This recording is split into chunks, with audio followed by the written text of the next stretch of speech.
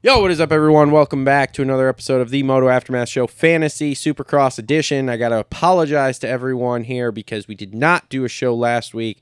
There was a number of things that came in our way here, and needless to say, one thing led to another, and there just was not time to record a show. So I'm your host, Travis. Thank you, everyone, for joining us. On the line with me, the co-host for Supercross here at this point, it is the one and only Mr. Cole. Hey, bud. What's up, dude? party people? What's up? Is you got a new job? Do we get to announce that, or should we wait till Sunday? Nah, we're gonna wait. Okay, all right, we'll wait then. We'll wait. Cole's got a new job, so as long as he's not a drug addict here, he'll be fine. So yeah, which he isn't. So this is easy. So anyway, thanks everybody for joining us. Like I said, I do apologize. Last week we did not get one of these fantasy shows knocked out. I believe I text Cole like a half an hour after our normal recording time last week and said, "Hey, man, we going to do a fantasy show?" And then Cole texted me about 2 hours after I went to bed and said, "Yeah, man, I'm ready now." And I was already asleep. And then we decided, we'll do one Friday. Yeah, and then we decided, we'll do one Friday. And well, my Friday was just like one thing after another, trying to get ready for everything that was happening, and on top of that, I had a daddy-daughter banquet Friday night, so, just stuff happens. Didn't make it. Sorry. We apologize. No big deal. We're on to Seattle here, so thanks again, everybody, for tuning in. Before we get started, just want to thank the sponsors that help us out with all this stuff. So Complete Racing Solutions, TLR Coatings, Holster Co., Gutter Worx, Adept Creative Co., Issac Nelson Design, and Edgewood Farms. Links in the description down below for all of them. All right, let's move on here and wrap up Detroit Supercross here. So congratulations to EN217 for winning the fantasy thing, or the fantasy league here last. Jeez, I am fading hard tonight. The fantasy league last week here. Score of 321 points on the team. Michael Hicks with a 46, Lance Kobush with a 38, Hayden Deegan with a 26, and Henry Miller with a 38. Then the 450 class, Cade Clayson with a 52, Benny Blos with a 46, Grant Harlan with a 34, and Eli Tomac with a 26. And she, whoever it was, sorry, I guess I don't really know, had a first lap, or FFL, with Hunter Lawrence for plus 15. So great job with that 321. It's really amazing. I have a week where I do okay, and I still just get shit on here because scores were high. Cole, how did you do? Because I know you got yours pulled up already here. Man, 250 class was about perfect, so I was super confident in the first half of the night. But yeah, at 235 points. Not great. Overall rank was pretty bad. But yeah, my 250 team was rocking. I had Michael Hicks at 46 points. Great ride for Hicks. I watched him rock his way into the top 10 late. Jeremy Martin, 26 points there. Lance Kobush had me biting my nails in the LCQ, but 38 points there. And then Henry Miller, another career best, I think, for Henry Miller. Him and Michael Hicks kind of went through the field together. But Henry Miller was solid, 38 points there. And this is where it fell apart. Would have had a solid team, but, these two guys decided to hit the ground. I think at one time, or actually all four of the guys on my 450 team hit the ground. All four of them. So Grant Harlan hit the ground late, 34 points, but we'll take it. AC hit the ground, 30 points. Jason Anderson rode his ball sack and then went over the bar. 18 points. And then just kind of rode around like he was just there. And then would have been a top 10 finish. Would have been looking good for this guy. Diener the Wiener. With a measly Wiener 5 points. Killer. So that one hurts. Yeah. Bad. Yeah, that's rough, man. I mean, so my team here, I scored 255 points. Thought it was going to be a good day, and that's a good score for me this year because I've been having a rough year, and still ended up, I don't know, way down, 50. Oh man, can't stop yelling. Like 53rd in the league here. With a 255. My 250 class, I'm like you. It was I was so good until about 5 minutes into the main. So I had Hayden Deegan at 26, which was great. I had Jumping Jack Chambers taking Smith high, playing it perfect in the LCQ to get the last spot. He got me 42. I rode the Lightning with Lance Kobush there with you for 38. And then where I got kicked right in the nuts, Marshall Welton torpedoes himself in the whoops as we're making moves going forward. 7 points. Poor Took Marsh. me a while to start the bike, too. Yeah. I might add. Yeah, poor Marsh. So that's what really killed us here. 450 class, I had another good team.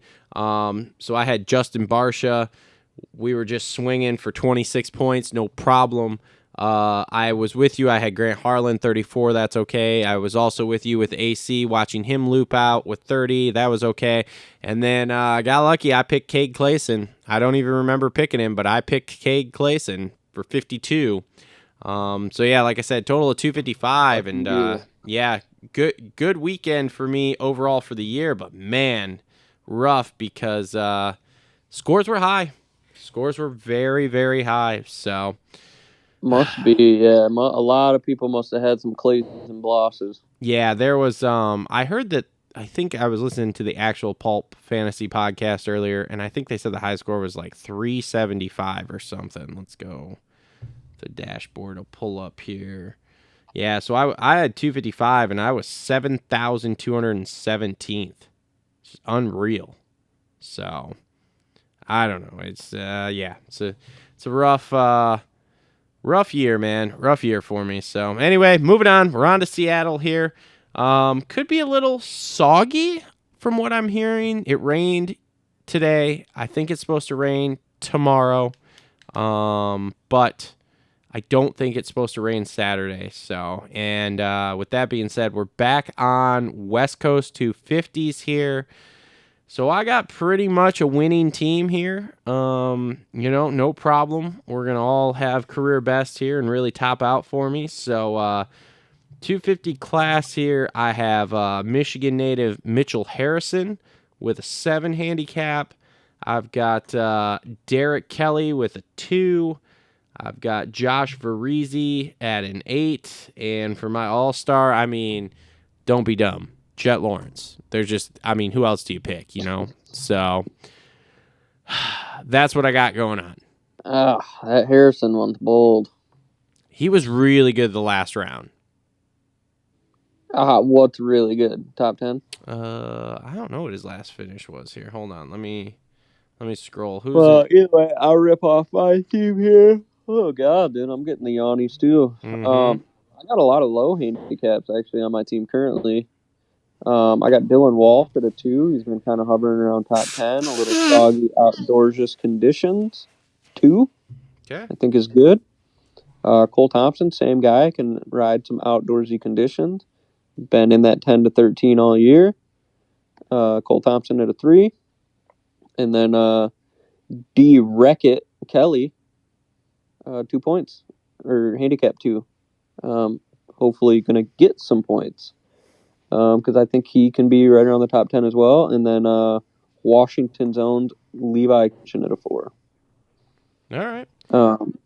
There are a couple guys I'm very interested in, though. Before you get to that, just so we know, Mitchell Harrison, Oakland, finished 10th. Handicap position was... Oh, he finished 10th. His handicap was 10, scored 52 points. Interesting. Okay, well, a couple guys I'm going to look at for sure. I mean, I guess I will put him on my radar. But he's not very consistent. I kind of put him in Jerry Robin consistency.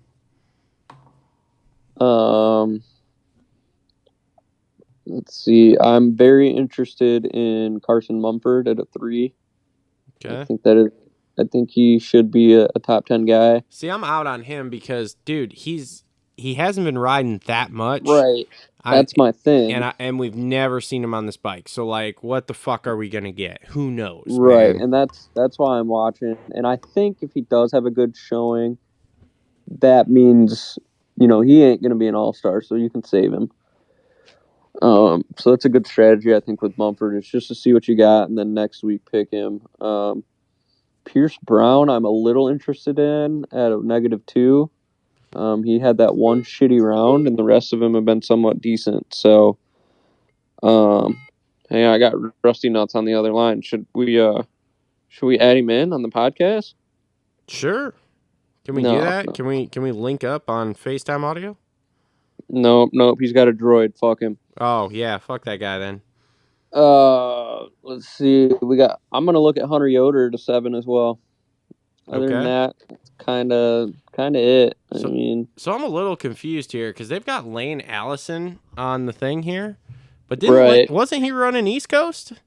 Yeah, I think that's a fuck up. I think so too, because I looked at that and then I like tried to go back and look at results because I was like, did I miss it? Did Lane qualify in the 450? Like, I'm confused. Hey, good for that dude though. Yeah, he's been doing well, man. He's been doing well. Never heard of him. Gumpy looking dude though. I did see him in the stand. Last couple rounds putting it in the show, so that's cool. Let's see here. Who else we got? Shoot. I don't know. RJ? Can I interest you in an RJ for an all-star? 2 handicap? Nope. Okay, we'll move on. Man, all these other all-stars are just so sketchy, man. Like, yeah, I got Kitchen though. I think Kitchen, being home, Seattle boy. Maybe. B-Ray, is B-Ray gonna be there? Is his nuts okay? Like, I don't know. That's Rack City to his ankle. Yeah, that was bad. Does Dominique Thury make a main? He's only made 1 this year. Yeah, only 1 this year. I like the Dylan Walsh pick. He's on my radar for sure. We'll see how qualifying goes. What about Robbie Wagewood? That's an interesting one as well, but I don't. Hasn't he been racing arena crosses here on the off weekends?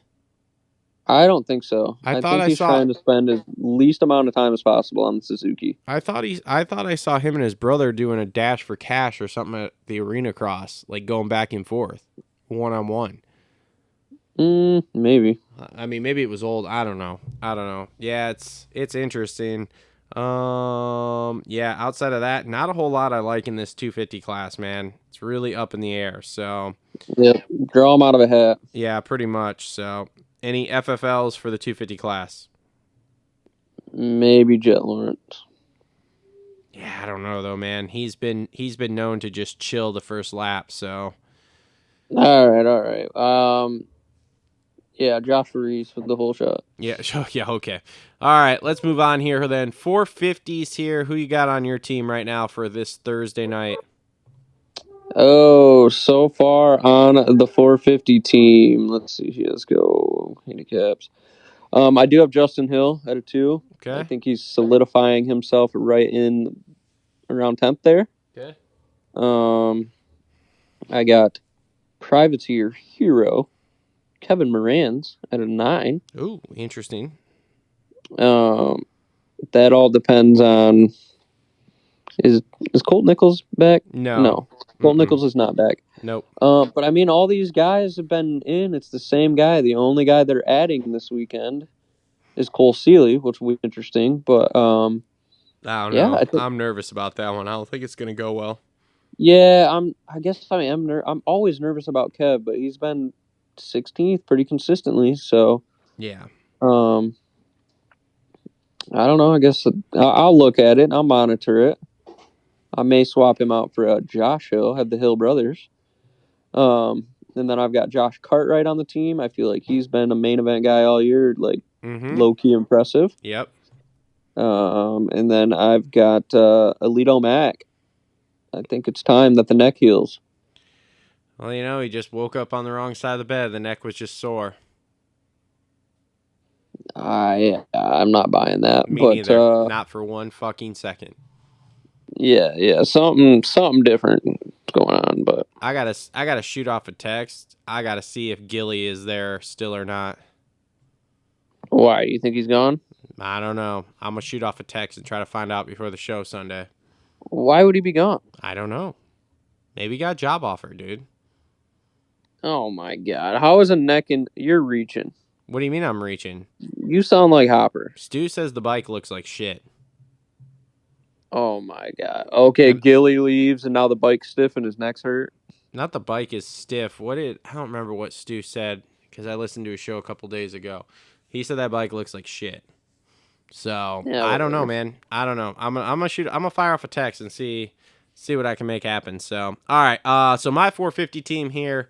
This is gonna shock you. So I got Josh Cartwright at a 9. I have both Hill brothers.